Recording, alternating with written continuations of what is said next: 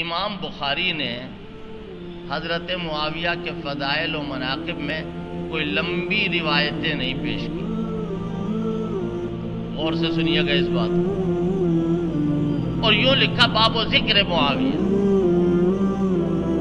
جو حضرت معاویہ کے بدخواہ اور حاسد ہیں وہ کہتے ہیں باب و ذکر معاویہ کا کیا مطلب؟ معلوم ہے آپ کو ذکر کتنا بڑا لفظ ہے.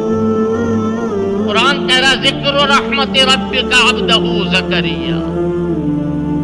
قرآن کہہ رہا ہے وَاذْكُرْ عَبْدَنَا ایوب. یہ ذکر جو ہے وہ بہت بڑی چیز ہے، معمولی چیز نہیں ہے. امام بخاری کا یہ دستور تھا کہ وہ بخاری شریف میں اپنے متعین کردہ جو شرائط تھے ان شرائط پر جو حدیث پوری اترتی تھی اس کو لاتے تھے.